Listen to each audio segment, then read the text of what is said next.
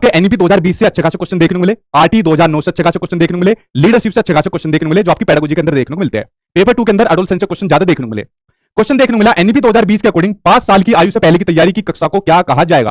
तो इसको कहा जाएगा भाई आपका बाल वाटिका, इसको कहा जाएगा। एक क्वेश्चन आज आपका एनईपी 2020 से ये वाला देखने को मिल गया।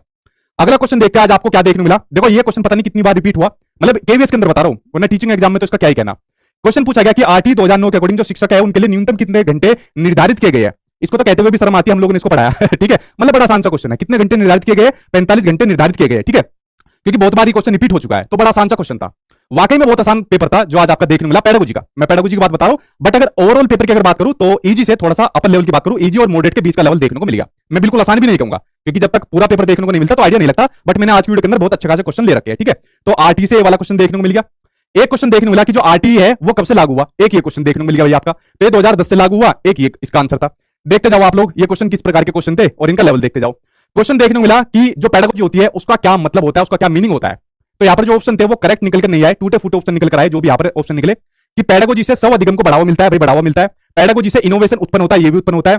पेडागोजी से अधिगम करता है यानी जो लर्नर्स होते हैं उनको जीवन की परिस्थितियों के लिए तैयार किया जाता है, तो ये भी किया जाता है। भाई यहाँ पर तो तीनों ही ऑप्शन सही हो गए। अब पता नहीं यहाँ पर एग्जामिनर ने क्या क्वेश्चन पूछा, बच्चे ने क्या आंसर लगाया, ये तो उसकी माया वही जाने, बट एक क्वेश्चन यहाँ पर आपका पेडागोजी से देखने को मिल गया। अब पेडागोजी से कई क्वेश्चन आपके केवीएस के अंदर पूछे जा रहे हैं। अगर मैं बात करूं, कल एक प्रिंसिपल का आंसर की आई थी, वो प्रिंसिपल के अंदर जो जो क्वेश्चन पूछे गए थे उनको मैं अपलोड कर दूंगा, ठीक है, अपनी ऐप पर भी कर दूंगा, चाहे आप लोग कहोगे तो टेलीग्राम पर भी उसको अपलोड कर दूंगा। आप लोग उन क्वेश्चन को देखना, लगभग वो 120 क्वेश्चन है, उसमें से प्रिंसिपल वाले 2-4 मैं हटा दूंगा, उनसे आपको रियल हेल्प मिलेगी। मतलब मॉक टेस्ट आप लोग प्रैक्टिस करो तो मॉक टेस्ट का तो लेवल काफी हाई है, इन वाले क्वेश्चन से काफी हाई है मॉक टेस्ट का लेवल जो मैंने बनाया हुआ है, इनसे आपको रियल हेल्प मिलेगी। तो टेलीग्राम पर जाकर आप लोग उसको डाउनलोड कर लेना, ठीक है, वहां से आपको बढ़िया हेल्प मिलेगी। एक ये वाला क्वेश्चन देखने को मिल गया, एक ये वाला क्वेश्चन देखने को मिल गया। कोई सीटेट वाला बच्चा इसको ना देखे वरना कहेगा ये सीटेट का पेपर का एनालिसिस है या केवीएस का है, कि एनईपी 2020 के अकॉर्डिंग विद्यालय शिक्षा का क्या ढांचा होगा। तो 5+3+3+4 का होगा। तो एक ये वाला क्वेश्चन आज आपके एग्जाम में देखने को मिल गया। इन्होंने आज बहुत धमाल मचाया सुबह वाली शिफ्ट के अंदर, एनईपी 2020, आरटी 2009 और उसके अलावा लीडरशिप वालों ने। एक क्वेश्चन देखने को मिल गया कि एनसीएफ 2005 की जो रूपरेखा है ये किस पर आपकी बेस है, किस पर आधारित है, किसके द्वारा डेवलप की गई। तो किसके द्वारा डेवलप की गई? एनसीईआरटी द्वारा ये डेवलप की गई। एक ये वाला आंसर आज आपको देखने को मिल गया, ठीक है, ये भी आया था आज आपका, ठीक है। ये सभी आज आपके एग्जाम में देखने को मिले थे। उसके अलावा 2 फुल फॉर्म आज आपके एग्जाम में देखने को मिली। एक देखने को मिली एनईपी 2020 की फुल फॉर्म। तो एनईपी 2020 की फुल फॉर्म भाई आपको पता होगी, नेशनल एजुकेशन पॉलिसी 2020। एक फुल फॉर्म देखने को मिली ईसीसीई की, early childhood care and education की। तो 2 फुल फॉर्म यानी 2 क्वेश्चन आज आपके एग्जाम में फुल फॉर्म से संबंधित देखने को मिल गए, ठीक है। तो ये 2 फुल फॉर्म से संबंधित क्वेश्चन आज आपके एग्जाम में देखने को मिल गए। तो देखो कितनी सिंपल सी फुल फॉर्म देखने को मिली आज आपके पीआरटी वाले एग्जाम के अंदर। उसके अलावा एक क्वेश्चन ये देखने को मिल गया कि बालक द्वारा सही और गलत का बोध होना किसके अंतर्गत आता है, किस डोमेन के अंदर आता है। जब बालक को पता चलता है कि ये चीज सही है, ये चीज गलत है, तो किस डोमेन के अंदर आएगा? इमोशनल, मोरल डोमेन के अंदर आता है, ठीक है। कि जब बालक को पता चलता है ये चीज सही है, ये चीज गलत है, तो आपके मोरल डोमेन के अंदर ये चीज आती है, तो आंसर आपका सेकंड सही हो जाएगा, ठीक। एक ये क्वेश्चन आज आपके एग्जाम में रिपीट हुआ। ये प्रिंसिपल वाले पेपर के अंदर भी ये क्वेश्चन आया था। एक क्वेश्चन आया आज आपके एग्जाम में एक्सपीरियंशियल लर्निंग की। अच्छा देखिए, यहां पर मैं रिपीट नहीं कर रहा हूं कि ये क्वेश्चन मेरे उसमें से आया, मेरी मैराथन में से आया, मेरे पेड क्लास में से आया, क्योंकि शायद इक्का दुक्का कोई क्वेश्चन होगा जो नहीं आया, और इस बात को मैं बार बार कह के मतलब अपनी गुडविल बिल्कुल नहीं खराब करूंगा। अगर किसी बच्चों को अगर ये डाउट लगता हो ना, तो मैराथन क्लास यूट्यूब पर पड़ी हुई है, आप लोग जाकर इसको एक-एक को चेक कर सकते हो, ठीक है। तो मैं इस बात को रिपीट नहीं करूंगा, ठीक, क्योंकि आज का अगर पेपर मतलब ठीक आता तो शायद इसमें कुछ कही जाती, तो लेकिन पेपर ठीक आ रहा है। जब टीजीटी पीजीटी वालों का लेवल ही मतलब इतना लो लेवल आ गया, तो पीआरटी का तो अपने आप ही आना था। तो देखिए भगवान करे सभी बच्चों का ऐसे ही लेवल आए और जिसने अच्छी तैयारी करी है उसका पास हो जाए, ठीक, यही कहेंगे हम। तो एक्सपीरियंशियल लर्निंग से संबंधित क्वेश्चन आया, कुछ इस प्रकार का क्वेश्चन था, पता नहीं विशेषताएं पूछी थी या विशेषता नहीं पूछी थी। तो वहां पर स्टूडेंट ने क्वेश्चन लगाया कि रिगिडिटी यानी रिगिड से संबंधित उसने आंसर लगाया।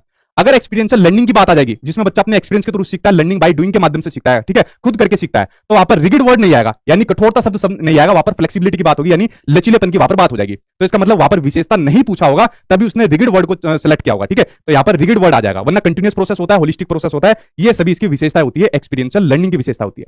अच्छा, ये क्वेश्चन काफी एग्जाम के अंदर आ रहा है। कल मैं आपको एक वीडियो मैंने बनाकर डाली थी, वीडियो में काफी मैंने इसको बताया भी था कि एक क्वेश्चन जो होता है मनोदर्पण का, जैसे मैंने आपको एक बताया था कि कोविड के टाइम पर एक प्रोग्राम चलाया था मनोदर्पण का, पीजीटी बायो के अंदर भी क्वेश्चन आया हुआ है और उसके अलावा प्रिंसिपल वाले के अंदर भी क्वेश्चन आया, क्योंकि केवीएस के अंदर जितनी भी शिफ्ट के अंदर एग्जाम हो रहे हैं रिपीटेशन देखने को मिला है, काफी क्वेश्चन रिपीट हो रहे हैं। तो मनोदर्पण का प्रोग्राम चलाया गया कोविड-19 के द्वारा। इस प्रोग्राम को चलाया गया किसके द्वारा? एजुकेशन मिनिस्ट्री यानी शिक्षा मंत्रालय द्वारा इसको चलाया गया। किन लोगों के लिए चलाया गया? अच्छे मानसिक स्वास्थ्य के लिए छात्रों को मनोवैज्ञानिक सहायता देना, उनके लिए इस प्रोग्राम को चलाया गया। तो आपका जो मनोदर्पण कार्यक्रम है, इसका उद्देश्य ये पूछा गया था किसके द्वारा चलाया गया, शायद ये पूछा गया था। तो यहाँ पर 2 तरीके के क्वेश्चन देखने को मिल गए, ठीक है। यानी मनोदर्पण का क्वेश्चन आज आपके एग्जाम में रिपीट हुआ था, ठीक है। तो मनोदर्पण ये तो ओरली भी आपको बताया जा चुका है, तो ये क्वेश्चन मनोदर्पण का आज फिर से आपके एग्जाम में रिपीट होता हुआ देखने को मिल गया, मनोदर्पण वाला। आज उसके अलावा एनईपी 2020 में एफएलएन से क्वेश्चन देखने को मिलेगा। एनईपी 2020 ने निम्न में से किस उद्देश्य की प्राप्ति हेतु सन 2025 का लक्ष्य रखा है। अब या तो ये वाला क्वेश्चन था या कुछ एफएलएन से संबंधित क्वेश्चन था, बट एफएलएन से संबंधित कई क्वेश्चन देखने को मिलेंगे। तो अगर टारगेट की बात करें तो आपका यूनिवर्सल एंड फाउंडेशनल आपका numeracy eight primary school stage पूछा था। अगर मैंने बताया एनईपी 2020 के अकॉर्डिंग अगर टारगेट पूछे तो आपका 2025 आ जाएगा, निपुण के अकॉर्डिंग अगर टारगेट पूछे तो 2026 आ जाएगा। तो एफएलएन से संबंधित कई क्वेश्चन आज आपके एनईपी 2020 के अकॉर्डिंग पूछे आज के पेपर के अंदर। एक क्वेश्चन आज आपका पूछा कि जो दीक्षा प्रोग्राम है वो किसके लिए चलाया गया, तो किसके लिए चलाया जाता है, आपके टीचर्स के डेवलपमेंट के लिए चलाया जाता है, टीचर के विकास करने के लिए इन प्रोग्राम को चलाया जाता है। दीक्षा हो गया, निष्ठा हो गया, इसके इनके टीचर्स के डेवलपमेंट के लिए इन प्रोग्राम को चलाया जाता है। एक क्वेश्चन आज आपका दीक्षा से संबंधित पूछा गया, ठीक है। उसके अलावा देखिए एक क्वेश्चन आज आपके एग्जाम में फिर ये रिपीट हो रहा है काफी, मेंटल इलनेस से संबंधित, कि मेंटल इलनेस के लक्षण क्या होते हैं, मेंटल इलनेस कि जो प्रभावी जो शुरुआत होती है वो किस प्रकार से प्रदर्शित होती है। तो मेंटल इलनेस से संबंधित कई क्वेश्चन आपके एग्जाम में रिपीट होता हुआ दिख रहा है केवीएस के एग्जाम के अंदर, चाहे वो कोई भी आपकी पोस्ट है उसके अंदर दिखता हुआ ये दिख रहा है। जैसे अगर इस क्वेश्चन की बात करी जाए तो पैसिव लर्निंग की अगर बात करी जाए कि अगर किसी के अंदर मेंटल इलनेस आ रही है तो उसका आरंभिक लक्षण क्या होगा, कि शुरुआती संकेत क्या देखने को मिलेगा, क्या पैसिव लर्निंग देखने को मिलेगी, या पुअर अटेंडेंस, या लो अचीवमेंट इन एकेडमिक, या फिर अटेंशन डेफिसिट, यानी कि अपना ध्यान वो कम लगाएगा। तो अपना ध्यान वो कम लगाएगा अगर उसको मेंटल इलनेस है, ठीक है। तो आंसर इसके अकॉर्डिंग आपका 4 चला जाएगा। तो मेंटल इलनेस से संबंधित क्वेश्चन आप लोग सारे ट्राई कर लेना। अगला क्वेश्चन आपके पूछेगा लीडरशिप वाले से, तो देखिए लीडरशिप वाले से काफी क्वेश्चन आपके एग्जाम में देखने को मिलेंगे, ठीक है। एक क्वेश्चन देखने को मिला कि जो एक अच्छा लीडर होता है लीडरशिप की जो विशेषताएं होती है वो पूछा गया। एक क्वेश्चन पूछा गया लीडरशिप की क्या क्या विशेषता नहीं होती है, दूसरा क्वेश्चन वो पूछा गया। एक क्वेश्चन पूछा गया जो ट्रांसफॉर्मेशनल लीडरशिप होती है, एक क्वेश्चन उसके बारे में पूछा गया। तो आज आपके लीडरशिप से करीबन 3 से 4 क्वेश्चन देखने को मिल गए, ठीक है। तो अब ये वाला एक क्वेश्चन कुछ इस तरीके से बताया, कुछ ने बताया नहीं ये वाला क्वेश्चन नहीं था, कुछ ने बताया कुछ मिलता हुआ जुलता क्वेश्चन था। तो इस पर कंक्लूजन पर मैं नहीं पहुंच पाया कि या वाकई में यही क्वेश्चन था या कुछ और क्वेश्चन था। बट मैं आपसे यही कहूंगा कि आप लीडरशिप से संबंधित जितने भी क्वेश्चन है उनको कर लेना, उसकी विशेषताओं का कौन सी उसकी विशेषता नहीं है, और जो आपके लीडरशिप के जो टाइप्स दे रखे हैं उनको अच्छी तरीके से आप लोग कर लेना, ठीक है। तो मैं इस कंक्लूजन पर नहीं निकला कि ये एक्यूरेट क्वेश्चन है या नहीं है, जैसे बाकी क्वेश्चन लगभग वही है जो आज आपके एग्जाम में पूछे गए थे। तो लीडरशिप से करीबन 3 से 4 क्वेश्चन आज आपके एग्जाम में देखने को मिले, ठीक है। इसके ऊपर मैं कंक्लूजन पर नहीं निकला क्योंकि बहुत सारे बच्चों से आज मेरी बात हुई थी, ठीक है। एक क्वेश्चन देखने को मिला आज आपका कि जो स्कूल का जो पाठ्यचर्या होता है, स्कूल का जो करिकुलम होता है उसके से संबंधित क्वेश्चन देखने को मिल गया। अधिकाधिक संभव अधिगमकर्ता जीवन में सफलता पाए, ये इसका सिद्धांत की बात करें नहीं होगा। प्रत्येक बच्चे पर स्कूल का सकारात्मक प्रभाव होना चाहिए, ये इसका सही आंसर हो जाएगा, ठीक है। कि हर बच्चे पर स्कूल का एक पॉजिटिव प्रभाव पड़े, ये स्कूल के करिकुलम का एक प्रिंसिपल एक सिद्धांत होता है। सेकंड आंसर सही हो जाएगा, ठीक। पेडागोजी का भी क्वेश्चन चल रहे हैं। देखिए क्वेश्चन बड़ा सिंपल सा पूछा गया कि जो एसएमसी होती है तो उसकी इसके बारे में कौन सी धारा में बताया गया है। जो आरटी 2009 है उसकी किस धारा में एसएमसी का जिक्र क्या हुआ है, तो उसकी किस धारा में जिक्र क्या हुआ है, धारा नंबर 21, ठीक है। किस धारा में जिक्र क्या हुआ है, धारा नंबर 21 में इसका जिक्र क्या हुआ है। उसके अलावा आरटी 2009 में एक और धारा पूछ ली, नो डिटेंशन, जिसमें वो किया जाता है यानी बच्चों को फेल नहीं किया जाएगा, वो कौन सी धारा, धारा नंबर 16 है। आरटी 2009 से तो भर भर के क्वेश्चन दे दिए इन्होंने, आरटी 2009 दे दिया, एनईपी 2020 दे दिया, और लीडरशिप यहां से अच्छा खासा क्वेश्चन इन्होंने दे दिए।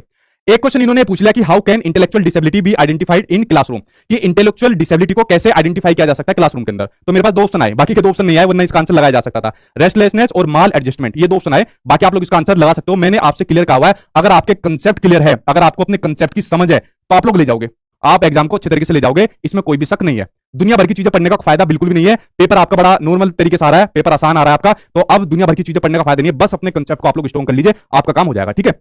अगर मैं आगे बात करूं भाई, आपके एक क्वेश्चन बड़ा टेढ़ा सा क्वेश्चन था, जितने भी लोगों से बात करी कहा कि सर ये ऑप्शन ही समझ में नहीं आया, किस प्रकार के क्वेश्चन थे, कि इनमें से कौन सा लर्निंग डिसेबिलिटीज है। वहां पर स्टूडेंट ने कहा कि सर डिसलेक्सिया दिया था, ऑटिज्म दिया था, चलो ऑटिज्म को हटा दे, डिसकैलकुलिया भी दिया था। तो यार ये क्वेश्चन जब तक सामने नहीं आएगा तब तक इसका समाधान नहीं निकलेगा, क्योंकि लर्निंग डिसेबिलिटीज वहां पर पूछ रखी थी, ठीक है। तो कुछ ने कहा कि सर हम तो डिसलेक्सिया लगा कर आ गए, तो लगा कर आ गए तो ठीक है, वरना देखते हैं क्या पता कॉमन नंबर इसके ऊपर मिल जाए। How primary socialization agency help child in education, यहां पर सोशलाइजेशन से क्वेश्चन पूछ लिया कि जो प्राइमरी सोशलाइजेशन होती है कैसे हेल्प करती है बच्चे की एजुकेशन के अंदर, कैसे हेल्प करती है। अब आपको पता ही है भाई प्राइमरी सोशलाइजेशन की कौन कौन सी एजेंसी होती है, उसकी फैमिली होती है, आस पड़ोस का जो उसका माहौल होता है, तो वो उसकी प्राइमरी एजेंसी होती है, ठीक है। यानी सोशलाइजेशन से एक क्वेश्चन आज आपके एग्जाम में देखने को मिलेगा। और क्वेश्चन देखते हैं आज आपके पेडागोजी के अंदर कौन कौन से क्वेश्चन देखने को मिलेंगे। एडोलसेंस के व्यवहारात्मक अभिलक्षण क्या क्या होते हैं सेकंड शिफ्ट के अंदर, ये तो फर्स्ट शिफ्ट का क्वेश्चन है, सेकंड शिफ्ट के अंदर एडोलसेंस के ठीक ठाक क्वेश्चन देखने को मिलेंगे। अब एग्जामिनर के ऊपर डिपेंड करता है कि शिफ्ट के अंदर कौन से टॉपिक से ज्यादा क्वेश्चन डालेगा और किस शिफ्ट के अंदर कौन से टॉपिक से ज्यादा क्वेश्चन डालेगा, ठीक है। ये एग्जामिनर के ऊपर डिपेंड करता है, ठीक है। हाँ भैया आऊंगा, मैं सभी के ऊपर आऊंगा, पहले पेडागोजी के तो निपटा लूं, पेडागोजी के निपटाने के बाद फिर बाकी के ऊपर आऊंगा एक एक करके, ठीक है। बालक बालिका किशोरावस्था में स्कूल से क्या अपेक्षा करते हैं, एक क्वेश्चन देखने को मिलेगा। बालक के विकास में मैच्योरिटी यानी परिपक्वता का क्या तात्पर्य होता है, तो मैच्योरिटी से क्वेश्चन आ गया। स्पेंसर के अनुसार शिक्षा का जो प्रयोजन है, ये क्वेश्चन देखने को मिलेगा, ठीक है। तो एक क्वेश्चन आपके स्पेंसर से देखने को मिलेगा, तो एक चलो यहां पर कोई तो देखने को मिलेगा आपके, तो स्पेंसर से एक क्वेश्चन ये देखने को मिलेगा, जो हर्बर्ट स्पेंसर है, तो हर्बर्ट साहब आज आपके एग्जाम में देखने को मिलेंगे। अच्छा एक आपका आर्टिकल आया, आर्टिकल नंबर आपका 350A, ठीक है। आर्टिकल नंबर 350A की जो प्राइमरी क्लास होती है उसमें जो मदर टंग पढ़ाई जाती है बच्चों को, वो किस आर्टिकल में डिफाइन की हुई है, ठीक है। तो ये आपके आर्टिकल नंबर 350A में डिफाइन की हुई है। आप लोगों को मेरी बात ध्यान होगी, जब मैंने कहा था आर्टिकल्स में आपको पढ़ा रहा था कि बस मेन आर्टिकल्स आप लोग पढ़ लीजिए, तो 350 के अंदर भी मैंने आपको 350A पढ़ाया था, ठीक है। तो उस टाइम पर बच्चे कह रहे थे कि सर इसको छोड़ दो मैंने कहा था जो मैं आपके लिए लेकर आता हूं मेन ही चीजें लेकर आता हूं, तो उस टाइम पर भी बच्चे इसको छुड़वाने की बात कर रहे थे, तो ठीक है देखो एग्जाम के अंदर आ गया।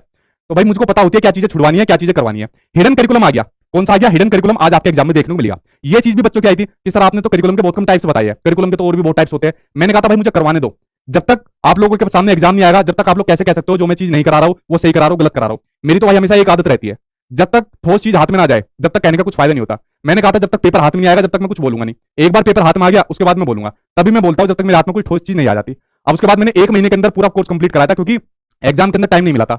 5 मैराथन के अंदर 5 यूनिट के अंदर मैंने आपकी जो पेडागोजी होती है वो कंप्लीट करा दी, जहां से क्वेश्चन आपको देखने को मिले। 1 महीने के अंदर मैंने अपना पेडागोजी का कोर्स कंप्लीट कराया था। तो मैंने ये कहा था जिस दिन पेपर आ जाएगा ना उस दिन मैं बोलूंगा। यही बात मैंने तब कही थी एग्जाम डेट आने पर, जिस दिन एग्जाम डेट आएगी तब बोलूंगा, क्योंकि मेरी शुरू से आदत रहती है मैं ज्यादा नहीं बोलता। जब मेरा काम आ जाता है, जब हाथ में ठोस चीज आ जाती है, जब मैं बोलता हूं। अब देखो पेपर आ गया ना, अब मैं यहाँ पर खूब बोलूंगा कि पूरा पेपर आ गया कुछ क्वेश्चन को छोड़कर। अब मेरे खिलाफ कोई नहीं बोल सकता, क्योंकि मेरे पास प्रूफ है भाई बोलने के लिए, ठीक है। तो आप भी यही आदत डालिए, टू द पॉइंट। अगर कोई आपको बता रहा है, अपने अनुभव से चीज बता रहा है, क्योंकि यार इतनी साल ऐसे नहीं हो गए कि हवा में कोई चीज ऐसी हो गई, अनुभव नाम की कोई चीज होती है, तो आप लोग उस चीज को इंप्लीमेंट करिए। तो करिकुलम वगैरह जो चीज मैंने आपको पढ़ाई टू द पॉइंट इसलिए आपको पढ़ाई थी सिलेबस के अकॉर्डिंग। 5 यूनिट आपको पढ़ाई है, उन 5 यूनिट को अच्छी तरीके से देखिए। Unit first, second, third, fourth, fifth करके 2-2 घंटे की मैराथन क्लास कराई है, उनको जाके देखिए। क्वेश्चन डायरेक्ट वहां से देखने को मिल रहे हैं। बहुत बड़े बड़े क्वेश्चन नहीं आ रहे कि बहुत प्रैक्टिकल क्वेश्चन आ रहे हैं, बहुत बड़े बड़े क्वेश्चन आ रहे हैं, टू द पॉइंट आ रहे हैं। यार फुल फॉर्म पूछ रहे, बताओ एनईपी की फुल फॉर्म क्या होती है, ईसीसी की फुल फॉर्म क्या होती है, ऐसे ऐसे क्वेश्चन देखने को मिल रहे हैं। तो ऐसा नहीं है कि बहुत बड़ा क्वेश्चन आ रहा है, बहुत लेंथी क्वेश्चन आपके एग्जाम में पूछे जा रहे हैं, ठीक है। बस सही आदमी को पकड़िए, सही अप्रोच को पकड़िए, सही किताबों को पकड़िए, आप ले जाओगे एग्जाम को, ठीक है। ये मैं आपसे मतलब शुरू से ही कहता रहा हूं एक चीज को, ठीक। अब ईवीएस के ऊपर बात कर ले भाई, ठीक है। ईवीएस के ऊपर बात कर लेता हूं, ये तो बात होगी थोड़ी बहुत अपनी तारीफ की जो कुछ बनती है। अब ईवीएस के ऊपर बात कर लेते हैं। ईवीएस में कौन कौन से क्वेश्चन आए, अब देखिए कैसे क्वेश्चन आए जो कि आप लोगों ने सीटेट के एग्जाम में पढ़े होंगे। क्वेश्चन आया कि निम्नलिखित में से कौन सा जानवर 14 से 15 वर्ष की आयु में झुंड को छोड़ देता है। तो कौन सा जानवर होता है, वो होता है आपका हाथी। हाथी भी नर हाथी, क्योंकि हाथियों के झुंड में नर हाथी नहीं रहता, मादे ही रहते हैं, मतलब फीमेल ही रहते हैं, ठीक है। क्वेश्चन पूछा गया चांगपा जनजाति कहां पर पाई जाती है, तो लद्दाख में चांगपा जनजाति पाई जाती है भाई, तो ये आपका इसके अंदर पूछा गया, ठीक है। उसके अलावा देखते हैं भाई आपका, ठीक है, आगे देखते हैं भाई आपका दूसरे के बारे में देखते हैं। अगला पूछते हैं भाई आपका कि नेहरू पर्वतारोहण संस्थान कहां पर स्थित है, तो ये स्थित है भाई आपका उत्तरकाशी उत्तराखंड के अंदर। आप लोगों ने बचेंद्र पाल जी की स्टोरी पढ़ी होगी, उसके अंदर स्थित है। कौन सा जानवर एक दिन में 17 घंटे सोता है, तो वह आपका स्लोथ, भालू जैसा दिखने वाला, ये आपका पड़ा हुआ है। उसके अलावा खेजड़ी का वृक्ष निम्न में से किस राज्य में सबसे ज्यादा पाया जाता है, तो पाया जाता है आपका राजस्थान के अंदर पाया जाता है, ठीक है। तो एनसीईआरटी पूछा जा रहा है, तीसरी चौथी पांच चुकी, बट मैंने आपको कहा था जो आपकी आगे तक की भी क्लास के एनसीईआरटी है उसको भी देख लेना, वहां से आपका पूछा जाएगा, क्योंकि सिलेबस में क्या दे दिया, 6 थीम है, उस पर आधारित हम आपको क्वेश्चन देंगे। अब बता लो बिगाड़ लो इनका, क्या काम करोगे आप लोग, ठीक है।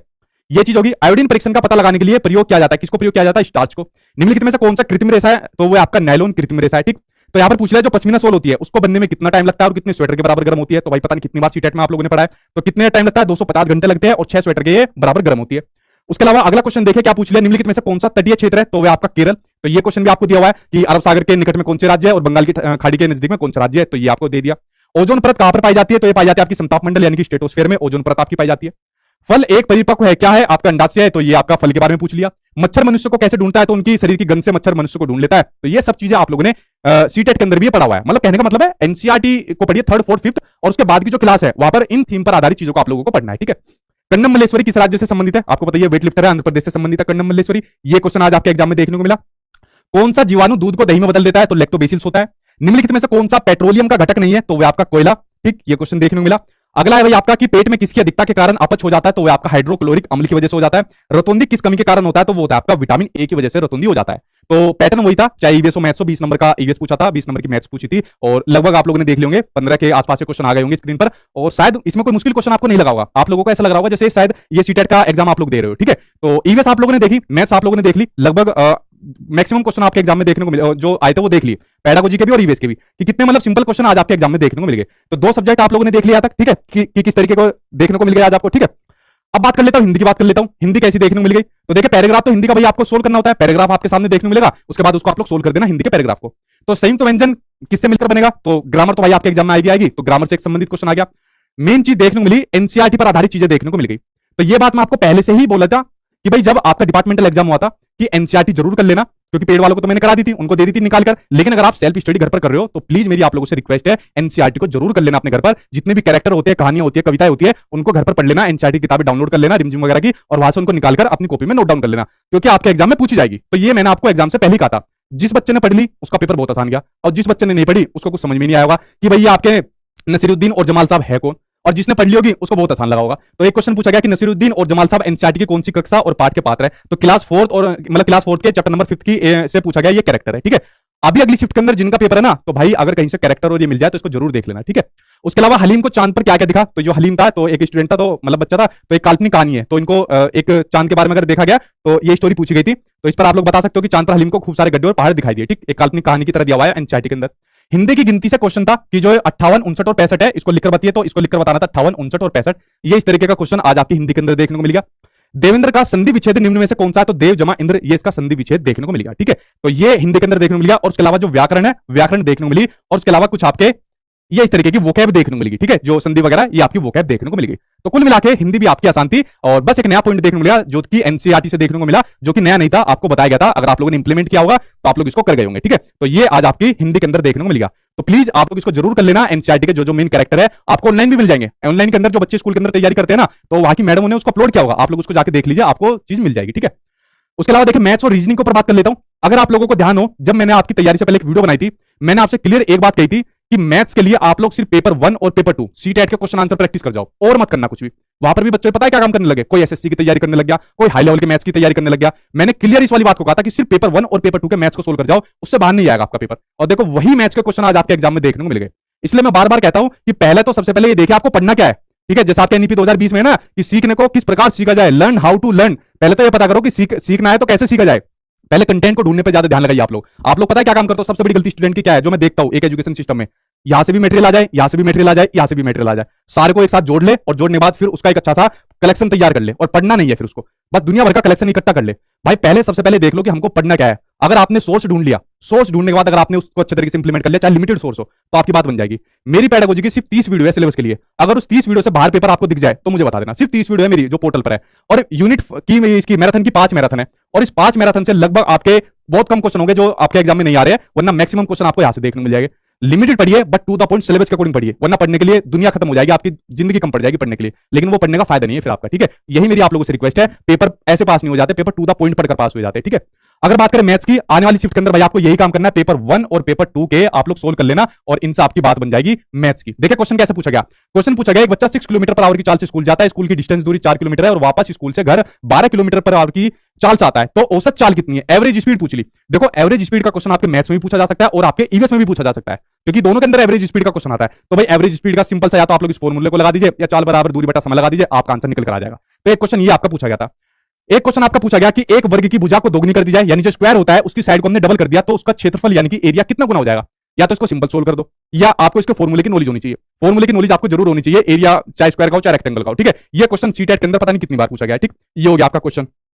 एक क्वेश्चन ये था आपका कि एक स्कूल के अंदर 44% लड़कियां हैं और लड़के 448 है, तो लड़कियों की संख्या कितनी होगी? सिंपल बेसिक कैलकुलेशन करनी थी। ठीक है, ज्यादा कैलकुलेटिव क्वेश्चन भी नहीं था, तो सिंपल तोड़फोड़ कर देना, आपका आंसर निकल कर आ जाएगा। उसके अलावा एक क्वेश्चन आपका कैलेंडर से पूछा गया कि भाई 9 जनवरी को मंडे है, तो 12 अप्रैल 2023 को कौन सा दिन होगा? तो यहाँ पर कैलेंडर का क्वेश्चन था, तो थोड़ा सा दिमाग लगाना, आपका आंसर निकल कर आ जाएगा, जैसे इसमें इसका आंसर निकल कर आ गया। एक क्वेश्चन कैलेंडर से पूछा गया।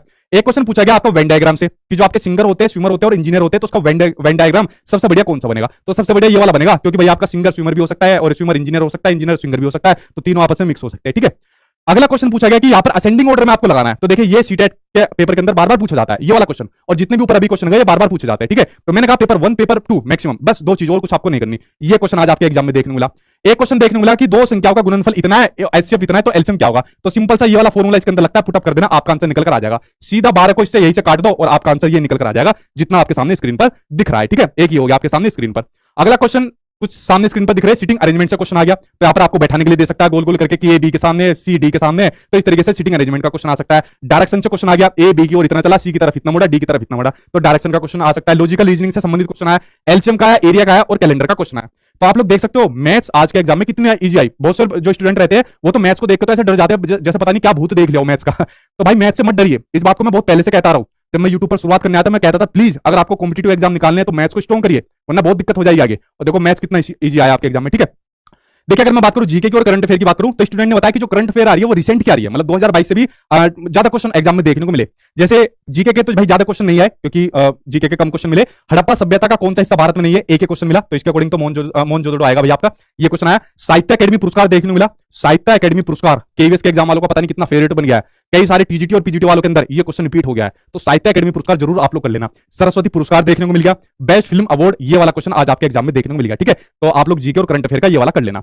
अगर बात करो भाई आपके इंग्लिश की, तो देखिए इंग्लिश में वोकैब देखने को मिल गई, वोकैब के अंदर भाई आपका सिनोनिम्स देखने को मिल गया, एक्युमुलेटेड का एंटोनिम्स देखने को मिल गए। ठीक है, रीअरेंज द सेंटेंस देखने को मिल गया, कोई सेंटेंस यहां पर दिया हुआ था और सेंटेंस को यहां पर रीअरेंज करना था। ठीक है, सेंटेंस देखने को मिल गया, डायरेक्ट इनडायरेक्ट वॉइस टेंस, ये सब मतलब जो आपके सिलेबस के अंदर चीजें दी हुई है सेम आपका बड़ा बेसिक सा चीजें देखने को मिल गई आपके इंग्लिश के अंदर। ठीक है, ज्यादा टफ नहीं थी, बड़ी आसान इंग्लिश भी देखने को मिल गई थी। ठीक है, तो ये रही आपके इंग्लिश जो देखने को मिल गई।